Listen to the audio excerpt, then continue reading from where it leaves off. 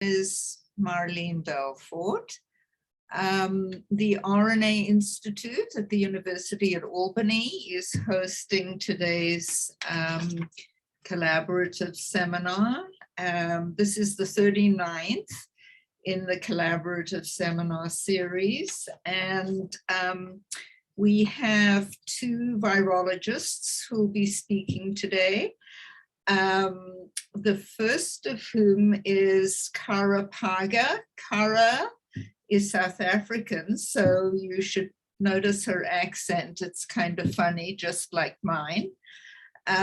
She joined us at UAlbany in 2012 from Peter Sano's lab, where she developed an interest in RNA granules, and actually has maintained her interest in determining how the host and host factors influence RNA viral infection. It's a pleasure to welcome Cara, and to note that one of her passions is to promote diversity in science, and her lab reflects that, and so do her activities. Today, she will be talking on how RNA shapes Zika virus gene expression. Cara. Thank you, Marlene, for that wonderful introduction. Marlene has actually been my mentor, and since I've started here at UAlbany, so thank you for everything you've done for me. Let me just share my screen, and we can go from there. All right, so welcome everybody. I guess depending on where you are, it may be morning, evening, afternoon here. So as Marlene mentioned, my lab is really interested in how RNA viruses interface with different RNA metabolism pathways. So we've looked at RNA granules, we've looked at microRNAs.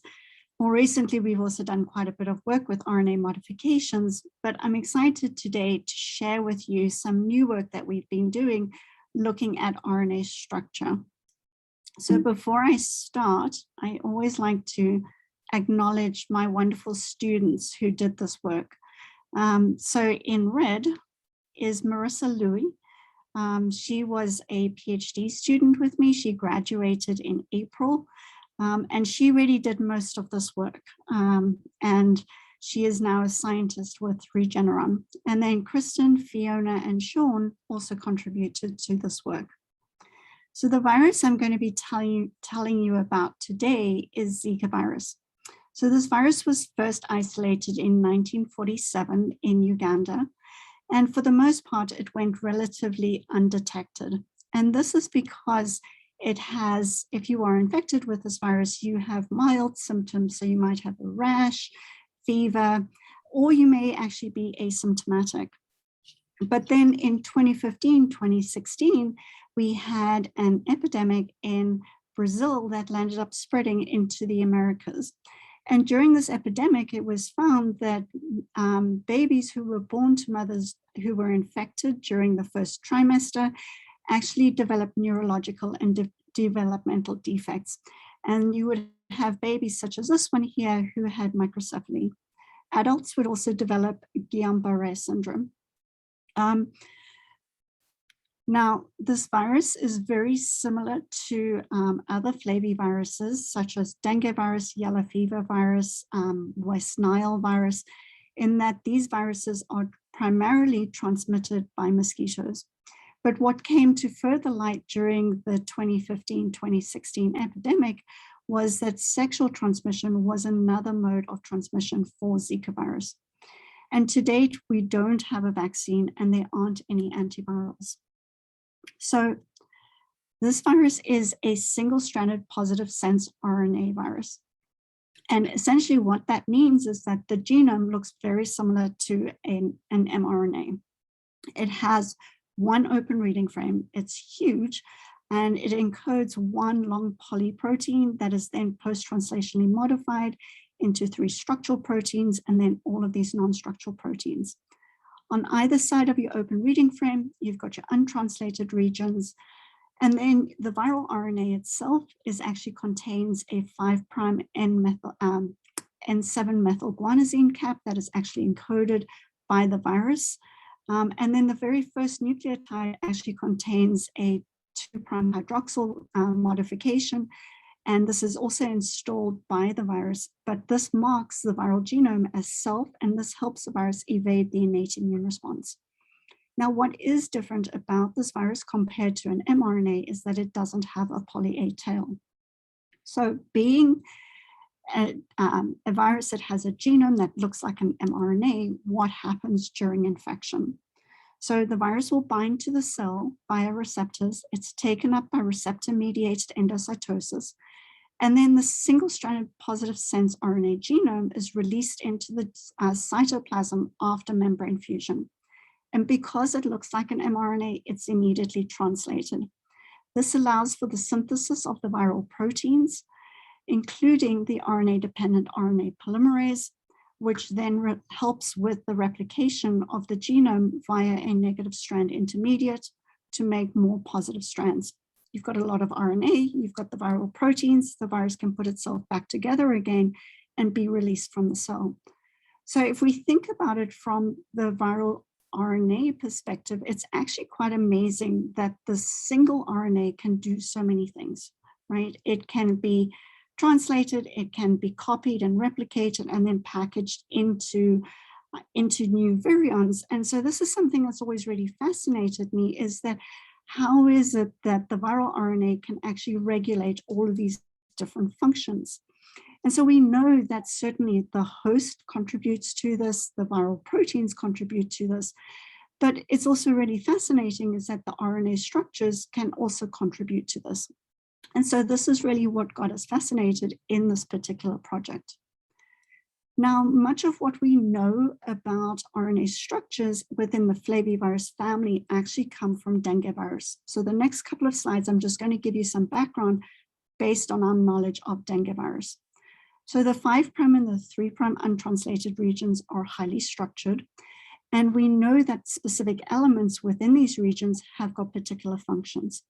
So for example, these 4 stem loops over here are referred to as the xRNA1 resistant RNAs.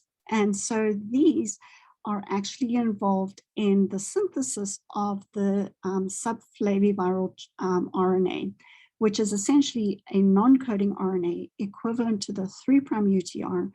And this RNA is really important because it mops up innate immune factors, thereby helping to suppress the innate immune response. We know that these 2 structures over here, called DB1 and DB2, or dumbbell 1 and dumbbell 2, are important for translation and replication. There's a small hairpin over here, and then this final 3' stem loop are important for replication as well. Now, much of our studies of understanding how these certain elements actually function have been helped by some 3D structures, such as the structure over here of the xrRNA structure, which was first solved by Jeff Keith's lab in 2014. And they beautifully showed that it actually formed a knot-like structure. And so what would happen was that the xrRNA digesting from the 5' to the 3' end would get stuck on the structure and wouldn't be able to degrade the 3' UTR. Now the 2 dumbbell structures are able to form pseudoknots. And so again, just recently, Jeff Keith's group again solved the structure of one of these dumbbell structures over here. And from the final structure that they solved, they were actually able to show that there was unique interactions, a four-way junction that helped with the formation of a pseudoknot. Now, our interest is in the 3' UTR, but I would be remiss if I actually didn't focus on the beginning of the genome. And we actually have a beautiful structure from Kate Choi's lab of this first stem loop over here called stem loop A. And so it was always predicted to have this Y-like structure, and her lab beautifully showed that it actually has more an L-like shape. And this particular stem loop over here is really important for binding to the RNA-dependent RNA polymerase. And this binding actually helps to initiate negative strand synthesis. So the other thing, in addition to having these very particular structures in the RNA, the viral RNA is, I view it as being quite acrobatic in that it can change conformation. So we think of the viral RNA in translation as being a linear conformation.' In this conformation, the RNA-dependent RNA polymerase, which binds to this first stem loop, is very far away from the 3' end. And it also cannot initiate on this blunt end over here. So what the virus does is that it reconfigures its RNA into a cyclized form. And it does this through specific complementary sequences in the 5' end and the 3' end. So the first one that was discovered was this 5' cyclization sequence with the complementary 3' cyclization sequence. Then there is this 5' upstream of the AUG region that binds to a region in the 3' UTR. And then Andrea Germanic's lab actually showed beautifully that this the dumbbell 1 structure actually interacts with the sequence in the capsid region. So what ends up happening is that by creating these long-range RNA-RNA interactions to create a cyclized genome, as I've shown you here in the circle, what you get is that you get a change in the conformation at the 3' end to expose a little bit so that the RNA-dependent RNA polymerase can now initiate to synthesize negative strand RNA. So you have these particular elements and you have these changes in the shape that are really important for helping these viruses establish an infection. So I'm showing you the dengue virus genome here again, because one of the things that struck us and got us onto this project was the differences with the Zika virus genome. So with predicted structures, we knew that the genome overall had very similar structures. So it has this 5' SLA loop, it has these 2 xRNA structures, it has this small hairpin, and this 3' SL. But one of the things that struck us was that instead of having these 2 dumbbell structures, Zika now has a single dumbbell, and in front of it, it has these 2 stem loop structures that are referred to as the pseudodumbbell. The other thing is that in dengue virus, this 3' cyclization sequence is within a single-stranded region. However, in Zika virus, it's predicted to be in a very small hairpin. And other viruses in the flavivirus field don't have this small hairpin. And so when we started this project, we asked 2 particular questions. The first is, are these structures actually real? Are they just a default of the prediction programs, or are they actually folding into these particular structures? And the second question we wanted to know was that if dengue has got 2 dumbbells and Zika has got a pseudodumbbell and a dumbbell, what are the functions of that pseudodumbbell and the dumbbell? So to answer the first question, we turn to shape map, or selective hydroxyl acylation, analyzed by primary extension and mutational profiling. So this is the secondary structure analysis that was developed by Kevin Weeks using a 2' hydroxyl selective electrophilic molecule, 1M7, which lands up modifying RNA within single-stranded regions or flexible regions such as loops and bulges. And then through primary extension, using a superscript reverse transcriptase, you actually introduce mutations where we have these particular shape adducts that are formed.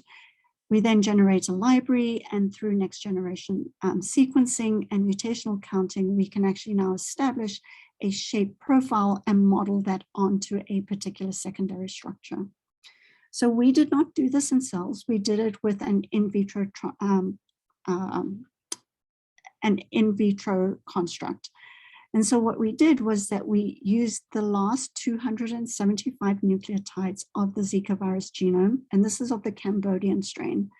And so this has the last loop of the second xRNA structure, the pseudodumbbell, the dumbbell, the short hairpin, and then the 3' SL.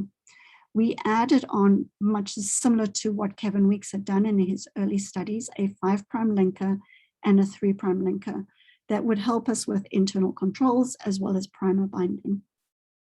All right, so what did we get? So here I'm showing you just the predicted structure as a reminder. And here you can actually see our secondary structure that we solved. So we have, again, the xRNA. Indeed, the structure has got these 2 stem loops, namely the pseudodumbbell. It has this dumbbell structure, the short hairpin, and the 3' SL. What we found was that there was actually a pseudoknot interaction occurring between the terminal loop of the dumbbell and the 3' cyclization sequence. But in the process of forming the pseudoknot, what we found was that this small hairpin over here was actually reconfigured into a larger stem loop, which we have named the 3' cyclization sequence loop. So the pseudoknot interactions have been shown in dengue virus to be important for regulating translation and replication because they land up masking particular long-range RNA-RNA interactions. And so what we first wanted to know was, do we see a similar type of function in Zika virus?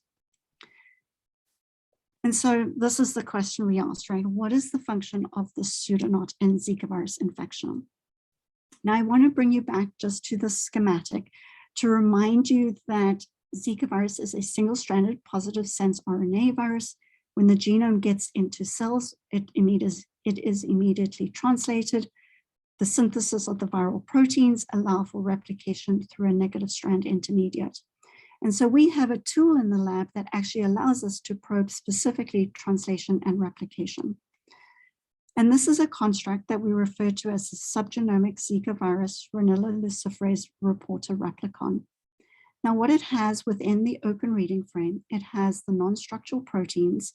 It has Ranella Luciferase that we are using as the reporter on translation and replication. It has the 5' and the 3' untranslated regions. And then we've included the first 20 nucleotides of the capsid because within that region, we have those important cyclization sequences.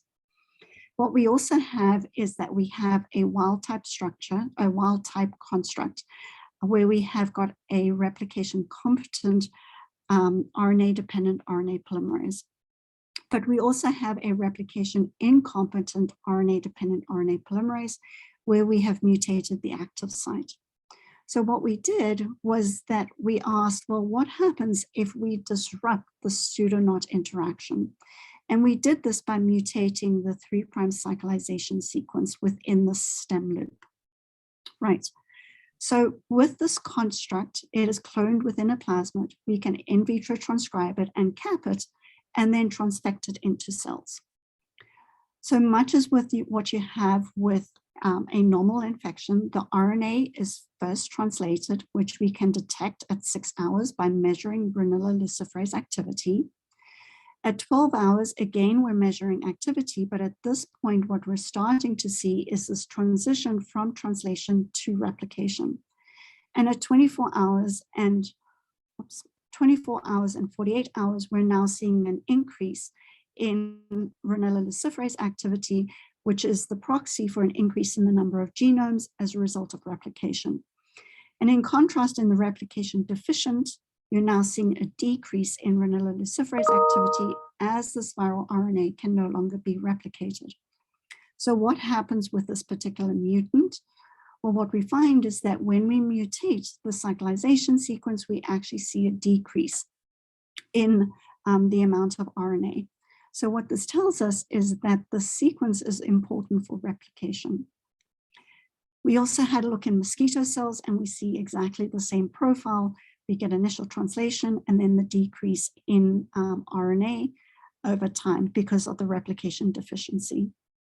Now, we did this within the construct of a subgenome. So we wanted to ask the question, well, what would happen within the context of the virus? So here I'm just reminding you of the structure that we solved, and I'm showing you the putative pseudoknot, right, between the terminal loop of the dumbbell and then the cyclization sequence within this 3' cyclization sequence loop. We also know from other prediction studies, people have proposed that there is also another pseudoknot occurring between this terminal stem loop, the loop of the pseudoknot, as well as the sequence that is in the stem loop. And so what we chose to do was to actually use virus itself, wild type virus, and then inhibit these interactions through antisense oligonucleotides. And so we designed antisense LNAs against this loop of the pseudoknot, the pseudo-dumbbell, I apologize, the dumbbell, and then this whole sequence over here that would block both potential pseudoknot interactions. We transfected these antisense oligonucleotides into cells, and then 24 hours infected later with Zika virus, and examined viral protein and RNA levels 24 hours after infection. So here you first of all can see the Western blot. We've used a scramble antisense LNA as our control, and we can see that we're measuring viral protein production by measuring the NS1 protein levels, and we have a lot of viral protein. When we target that loop within the pseudo-dumbbell, we see some decrease in viral protein, but certainly not significant. But now when we affect when we block the loop of the dumbbell as well as the 3' cyclization sequence loop, we now see a decrease in the levels of the NS1 protein. And if we looked at the viral RNA, such as you're looking here on this graph, where we're measuring the amount of viral RNA relative to actin by RT quantitative or quantitative RT-PCR, you can see that again, we're seeing a decrease in the amount of the viral RNA. So what this told us is that the pseudoknot interaction, right, is important for gene expression. So it's affecting the amount of viral protein and RNA, and specifically, we think it might be involved in replication. But now going back to our original question that we wanted to ask was, what is the function of the pseudo-dumbbell and this dumbbell, particularly because the pseudo-dumbbell is not present in dengue virus. So the way that we approached this was that we thought, well, let's ask this in terms of a functional assay. And so what we did was that we created what we refer to as a Zika virus mini genome. So this is where we have a nanoluciferase, and then we have got the 5' and the 3' untranslated regions of Zika virus flanking the nanoluciferase. We in vitro transcribe this and then measure translation in the rabbit reticular lysate system. So here what I'm showing you is that I'm showing you the particular constructs we looked at and then normalized luciferase activity. What do I mean by this? Well, when we did these assays with rabbit reticular site lysate, we included a firefly control. And so we normalized all of the nanoluciferase activity relative to the firefly. So what you see at 2.5 minutes, you start to see translation. And then at 5 and 7.5 minutes, you see robust translation with this wild type construct. So when we delete the pseudo dumbbell, which is this red one over here, so we just have the dumbbell sequence, we were really surprised because what happened was that we saw a dramatic decrease in translation. All right, what happens if we delete the dumbbell, leaving only the pseudo dumbbell? Again, we see a decrease in the amount of translation. And what was really surprising and still perplexing to us is that when you delete both of them, you still have a decrease in translation, but it is actually up from the individual deletions. And so this got us questioning what was going on here. So we had a couple of theories, but one of the things that we immediately asked was, well, okay, maybe we're taking off 40 to 50 nucleotides. Maybe we're actually affecting the structure. And so this is something we should look at. So we turn back to our shape map assays, and I'm just showing you again the predicted structure versus our solved structure over here. So what did we get when we delete the pseudo dumbbell? Right, the solved structure, we're deleting this structure over here. And what we found was that we actually saw a very significant change in the structure of the dumbbell. So you no longer have this three-way junction. Instead, your dumbbell is made up of these three loops over here, and your cyclization sequence is now present in this lower loop over here. So what seems to be happening is that the presence of that pseudo dumbbell, those two stem loops, they seem to correctly position so that the dumbbell itself can actually fold correctly. Well, what happens if we now delete the dumbbell? Well, actually not much happens, in that the pseudo dumbbell still folds correctly into its two stem loops. But what does change is that we lose this larger loop with the cyclization sequence, and it goes back to the smaller hairpin. But anything downstream of that is absolutely okay. And if you delete both of them, not much happens except you've lopped off a bunch of nucleotides, and you're just left with this smaller hairpin structure. So this told us that at least by the pseudo dumbbell was important for the folding of the dumbbell, but nothing else had really changed within those last 275 nucleotides.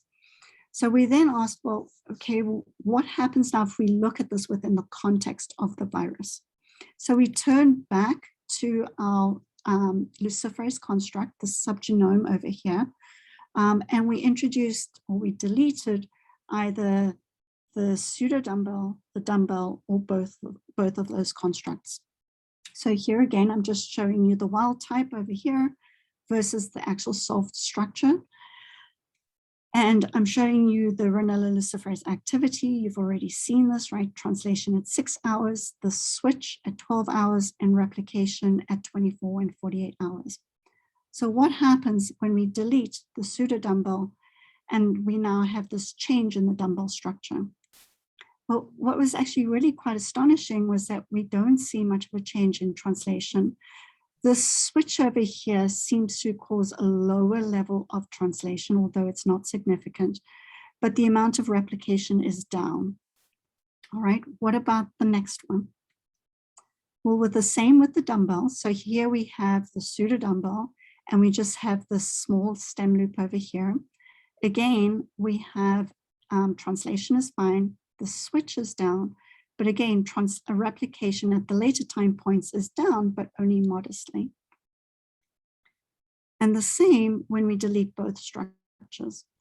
So to me, this still really baffles me that you can take 40 to 50 nucleotides, and with the exception of deleting the pseudo dumbbell, you're not changing the structure, but it doesn't seem to have a notable or detrimental effect on replication. So then we started thinking about, well, okay, this is human cells, but we know that Zika virus is transmitted through mosquitoes. So we have what we call the Silvatic Cycle, which is essentially the cycle that's occurring in the forest with non-human primates, the spillover to humans, and which is then perpetuated in humans through mosquitoes. So we asked, well, what would happen if we look at this within the context of mosquito cells? And so here, what I'm showing you again are the structure that we solved, the change in the structure when we deleted the pseudo dumbbell, and we're now looking in mosquito cells, which are our C636 cells. And so here we can see translation at 6 hours. We get somewhat of an increase, and then we have a decrease at 48 hours and an increase in replication. The levels go down.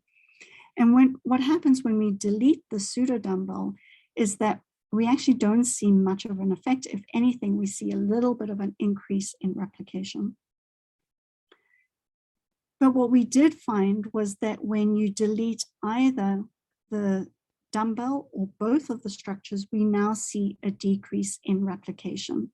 And so what we think is that the dumbbell structure itself, at least in mosquito cells, seems to be a really important structure. And we don't know why. So just to wrap everything up, what have I told you? Well, I've told you that in the last 275 nucleotides, we find a pseudoknot interaction between the loop of the dumbbell and our this larger loop that contains the cyclization sequence. We think this is important for replication. But what we don't know is that is the pseudoknot interaction similar to what we're seeing with dengue virus, where it's proposed to be an important regulator of translation to replication.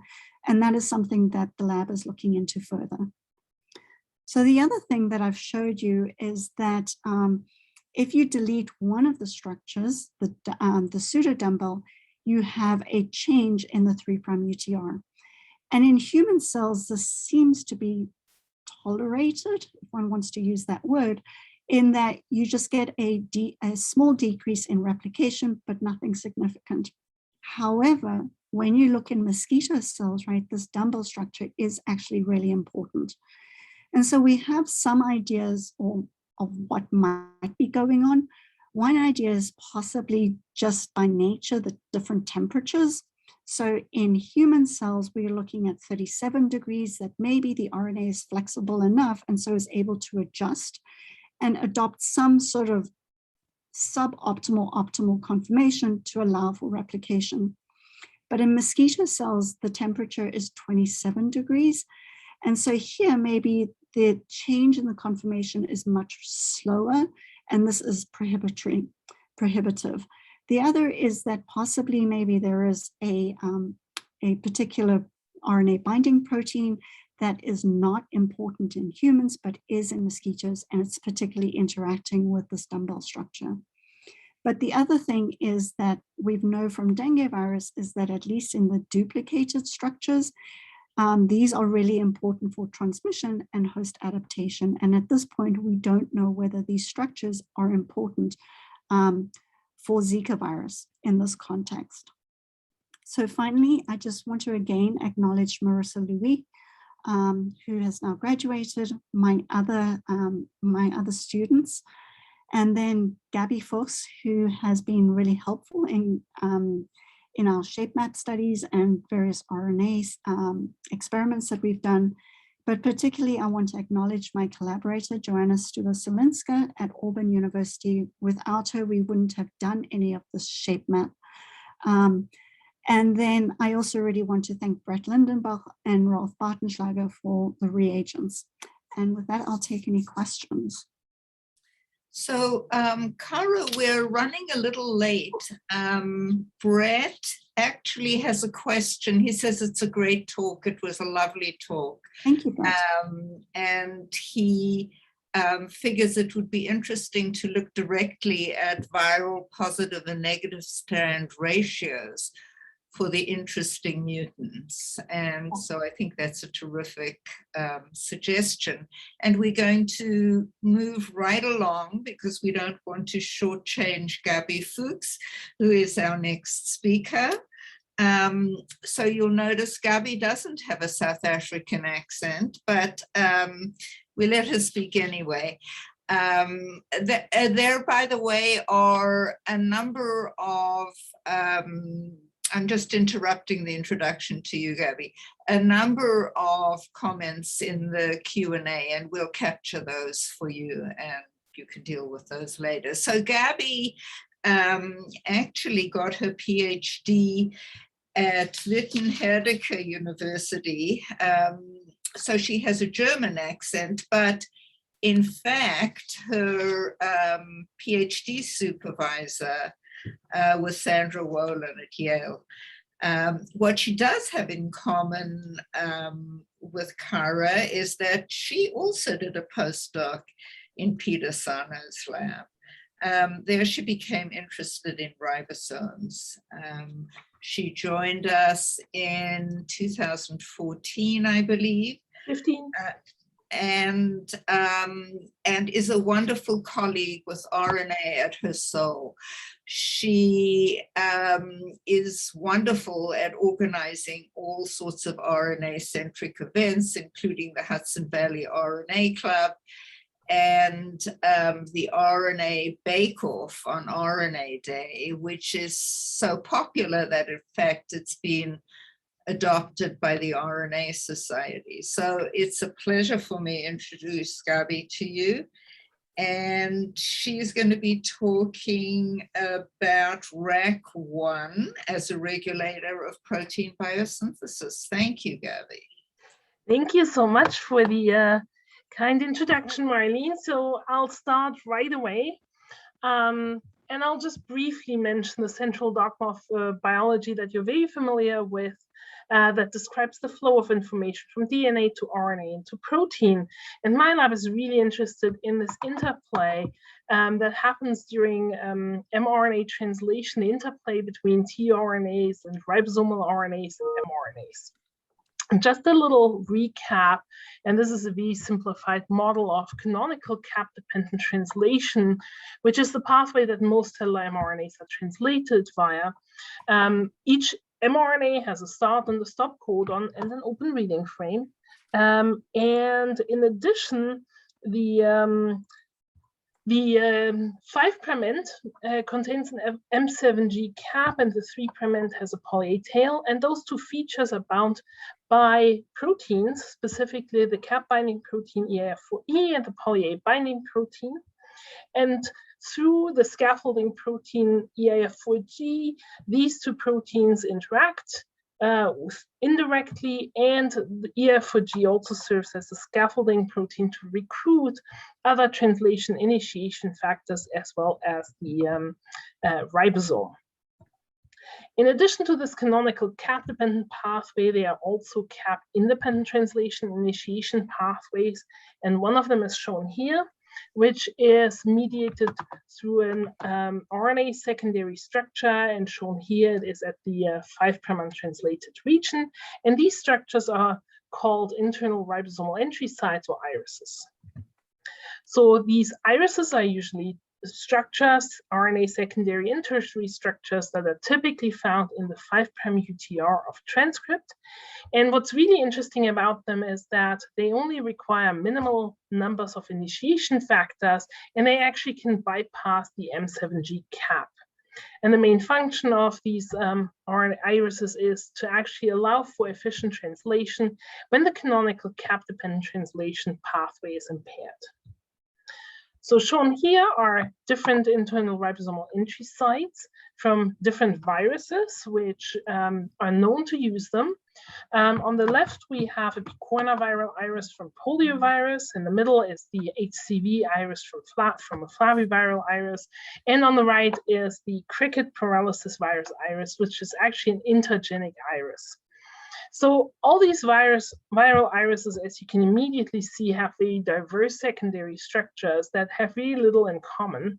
And as diverse as these secondary structures are also the requirements for the different translation factors.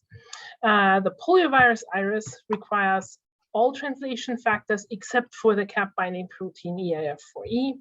The flaviviral irises actually use only a smaller subset, and the most extreme version of an iris is really the cricket paralysis intergenic iris, because it can initiate translation without any translation initiation factors, purely by recruiting the two ribosomal subunits.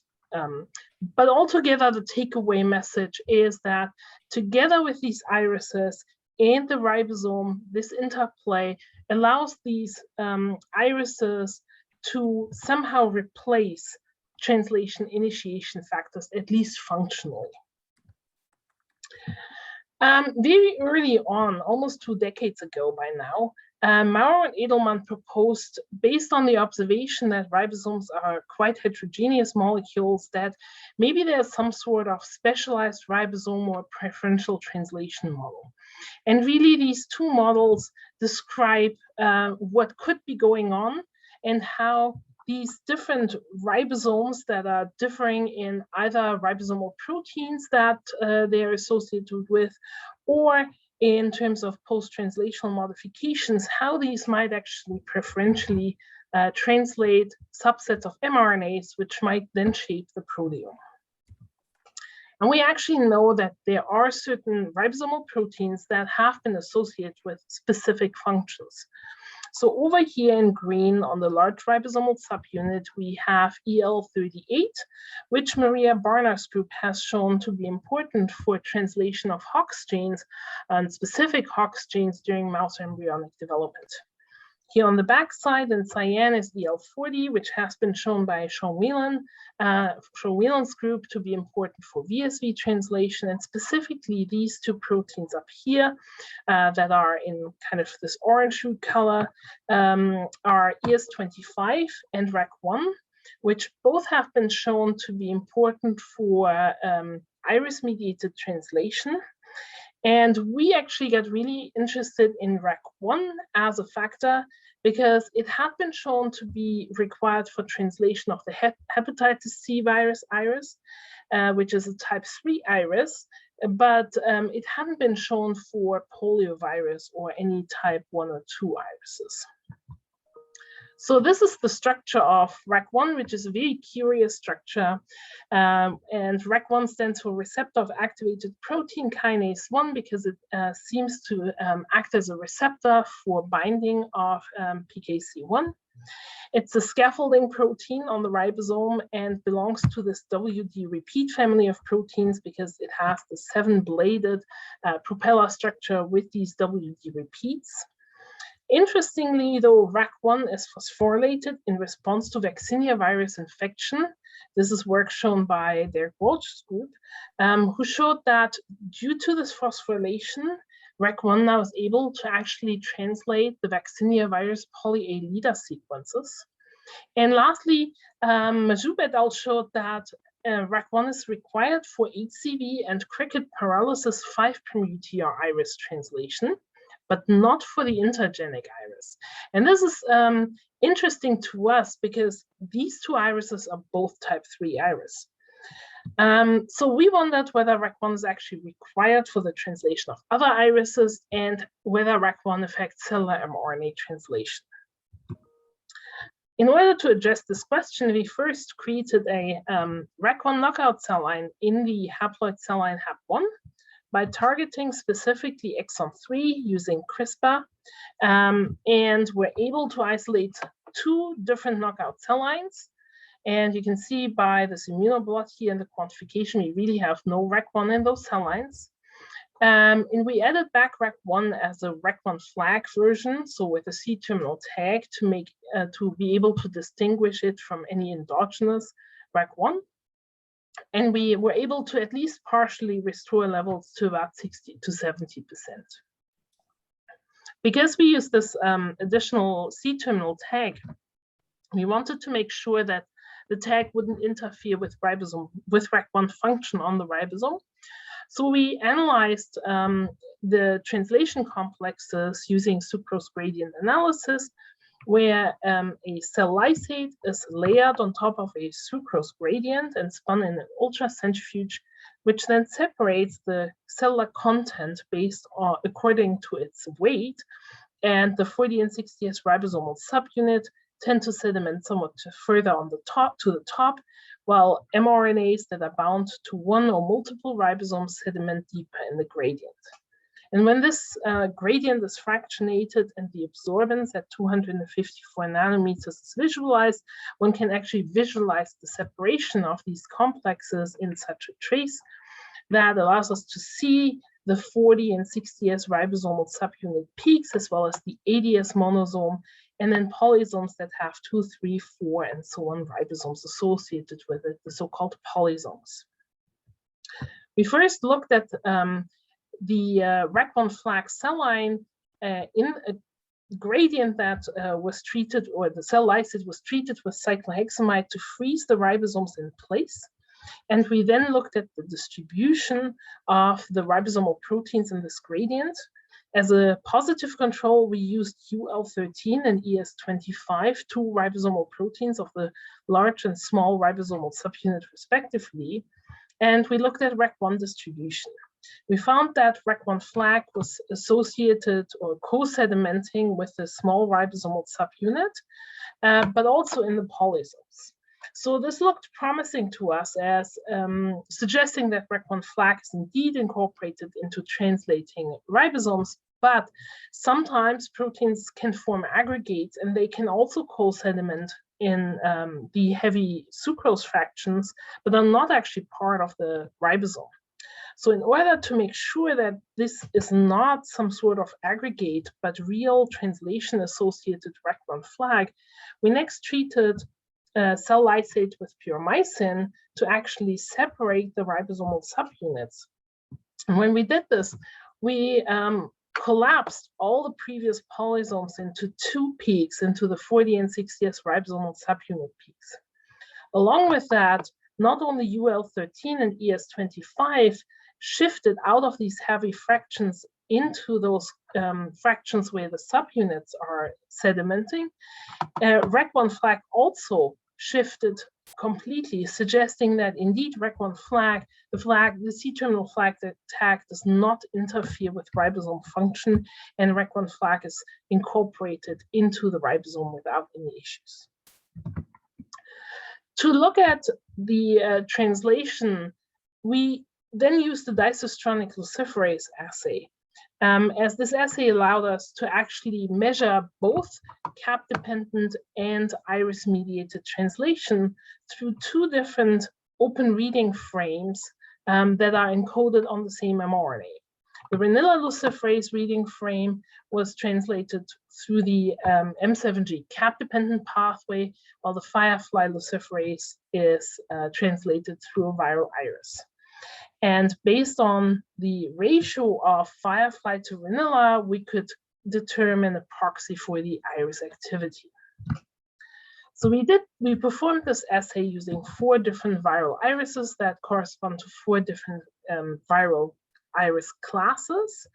And it had been previously known that the cricket paralysis virus intergenic iris does not require REC1. However, hepatitis C virus does require REC1, and we were curious about the poliovirus and encephalomyocarditis virus irises because these are picornavirus irises. So when we did this assay, we looked at first cricket paralysis virus, where it doesn't really matter whether you have REC1 or not. There's no effect on cricket paralysis virus iris-mediated translation. However, we saw a drastic decrease in HCV-mediated iris translation because in cells lacking REC1, we saw a massive decrease in the firefly luciferase that was partially rescued with the REC1 flag add back. And that again was in alignment with the results by Majoub et al. For EMCV and poliovirus, we saw essentially the same results as with HCV. Loss of REC1 decreased the iris-mediated translation, and we were able to partially restore this translation defect by addition of REC1 flag. So this was really interesting to us and suggested that maybe there's a function for REC1 during the poliovirus infection.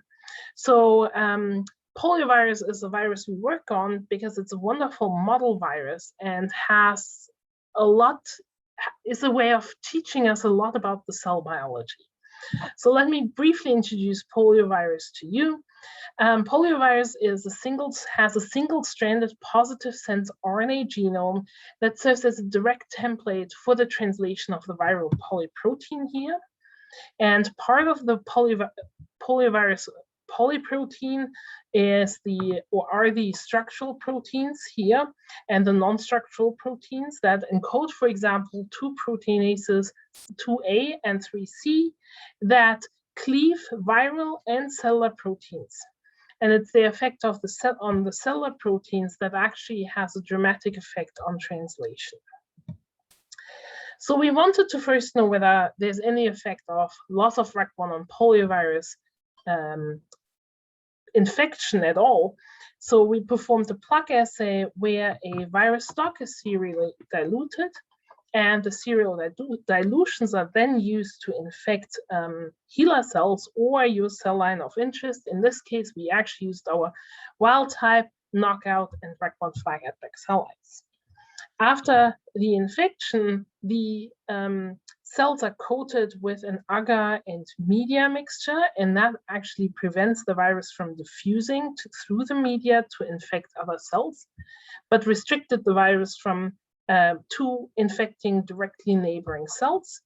And at the end of the assay, when the agar is removed, the cell monolayer can be stained, and then you can actually see the appearance of these white spots, which represent virus plaques. And each virus plaque is essentially coming from one viral infection, one virus particle that infected one cell and then spread in a circular fashion. So we first actually counted the plaque numbers per plate from our wild-type knockout and AdBac cells. And we saw that there was a small dip in the number of virus plaques in the knockout cells, but this was not significant.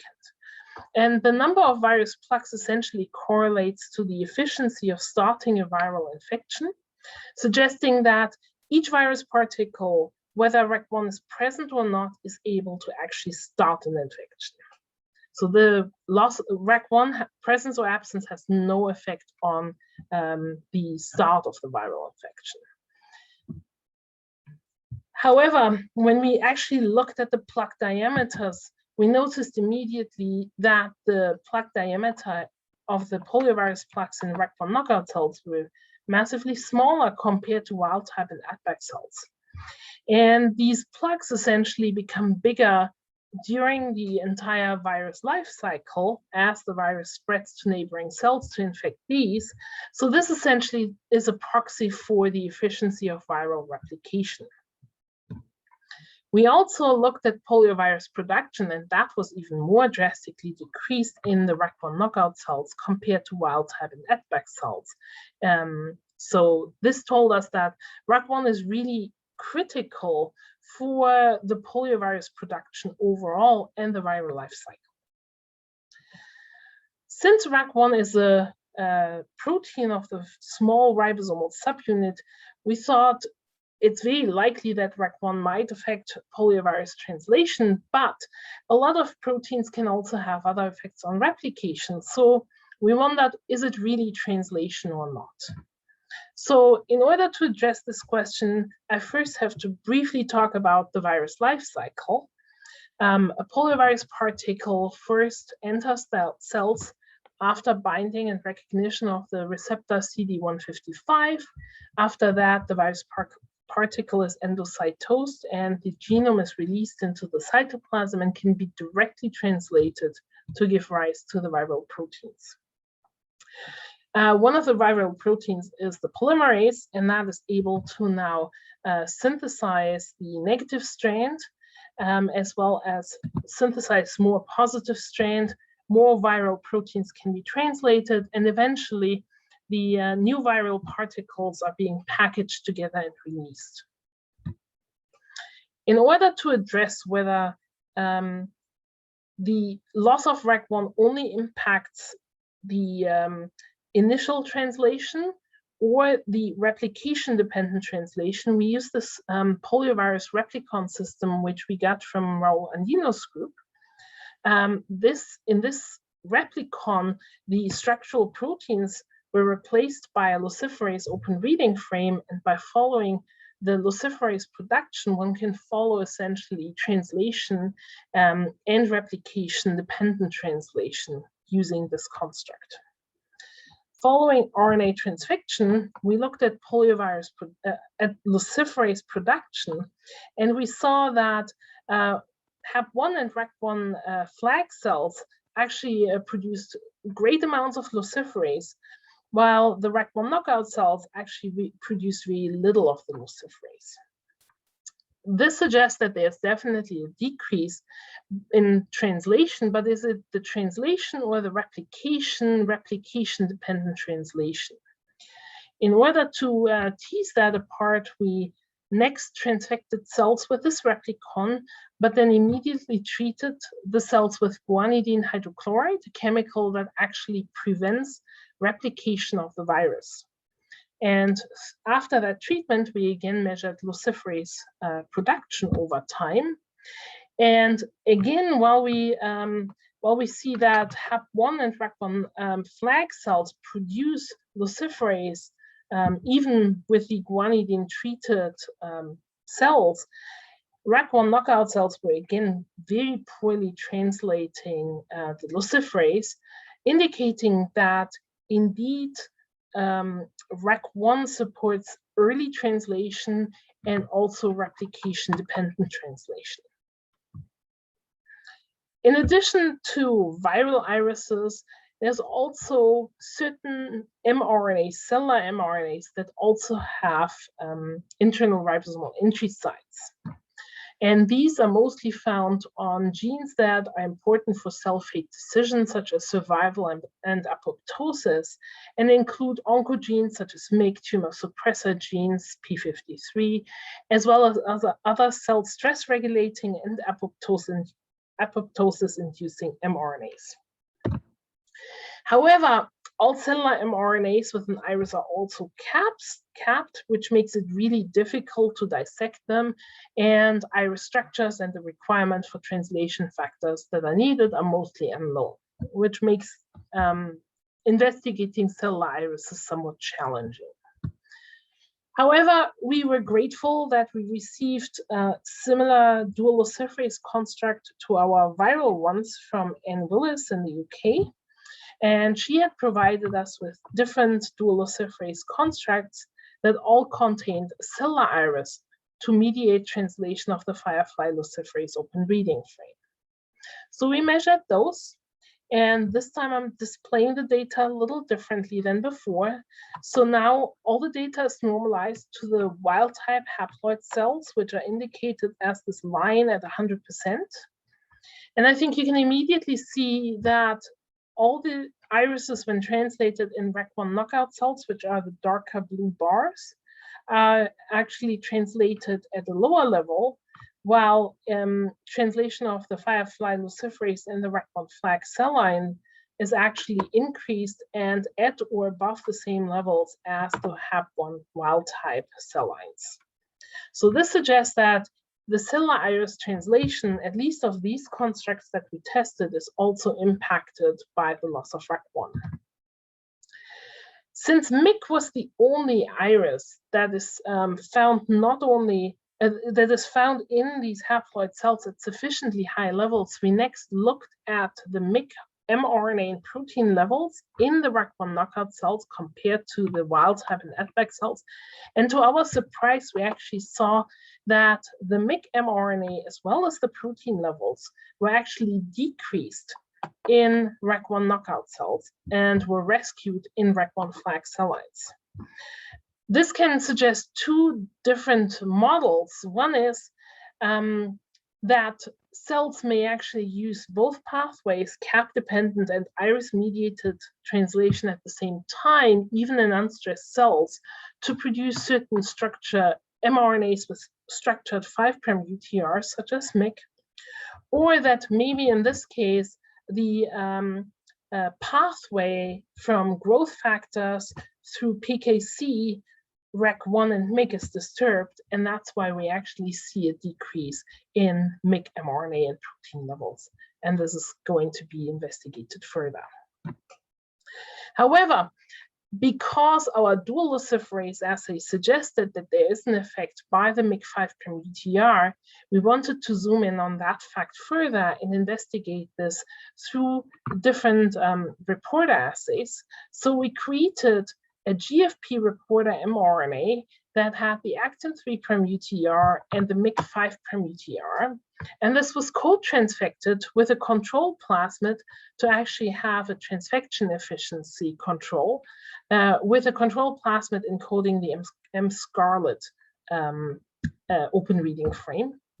And we co-transfected these in all our different cell lines, wild type, knockout, and AdBac cell lines. And we noticed that the ratio of GFP to M-scarlet expression was actually lower in the RAC1 knockout cells compared to wild type and AdBac cells. And this was significant between knockout and AdBac cell lines. So this suggests indeed that maybe the MYC 5' UTR contributes to the translatability. So we were looking for control, and in our RNA-seq data, we found several RNAs with similar UTR lengths that may serve as a good control because they don't appear to be affected. And one of them is the zinc finger protein ZNF562. So we created corresponding GFP reporters with the ZNF 5625 per METR, the GFP open reading frame, and the Actin3 per METR, and co-transfected that with the scarlet encoding plasmid. And here we actually did not observe any difference in the GFP to M scarlet ratio of expression in the different cell lines, suggesting that indeed the 5' UTR of MYC contributes to the translatability. So overall, just to briefly summarize what I talked about, REC1 enhances iris-mediated translation of specifically viral, but also cellular irises. And loss of REC1 does not prevent poliovirus translation, but it does enhance the REC1 enhances translation, suggesting that maybe there's a preferential model of translation for these irises. We find that MYC mRNA and protein levels are decreased in unstressed REC1 knockout cells, and MYC mRNA or the MYC UTR contributes to this translation defect. So we think that this is actually a specific effect on structured 5' UTR containing mRNA, such as irises. And what we're currently now working on is to figure out the REC1 translation mechanism. We do believe this might be a defect in translation initiation. And we are working through our extensive RNA-seq data to identify other mRNAs that are affected by the loss of REC1 to see if this can actually confirm that this is that REC1 facilitates the translation of structured 5' UTRs. So with this, I would like to acknowledge the people who have done this work, specifically Claire Miller, who graduated last year, as well as Ethan, who had started this work, and then Natasha and Ed, who also contributed to this, as well as current and former members of my lab and funding agencies. Thank you so much.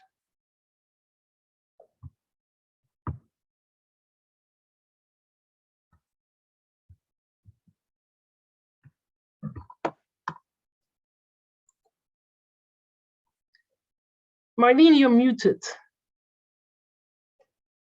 Well, sorry about that. I said you were terrific, and that we do have time for one or two questions. So why don't we take that, and then I'll tell you about the next RNA collaborative seminar, and also about the RNA Institute conference that will be happening here in March. So can you see the Q&As, Gabby? Yes, I do. I do. So one question is whether the MYC protein differs in its transcriptional activity when translated through cap-dependent or iris-dependent translation. That's a really good question and would be super interesting to follow up on, but we actually haven't done anything on that. So, but that's a really good suggestion to follow up on. Whether REC1 directly binds RNA or not, I don't know. I'm not sure that it has been reported to directly bind to the RNA. We actually think this might be an effect that's mediated indirectly, maybe through some of the translation initiation factors. That's our current hypothesis. This is something that we continue to work on. Okay, Gabby, since we're a bit over time, I'm hoping that you can answer the other questions either on the Q&A or by email. Meanwhile, our next RNA collaborative seminar is on December 1st. It is from the University of Pennsylvania, 2 speakers, Catherine Hamilton and Peter Choi. And if we could have the next slide, that will tell you about the 8th Annual RNA Institute Symposium. Joan Stites and Eric Sontheimer are our keynote speakers. It's going to be hybrid, part in person, part online. We had terrific contributions online last year from all the way around the world. And I encourage you to submit abstracts, and we will have awards as we did last year. We look forward to having you again this year. Actually, next year, March 17th. Thank you. Bye-bye.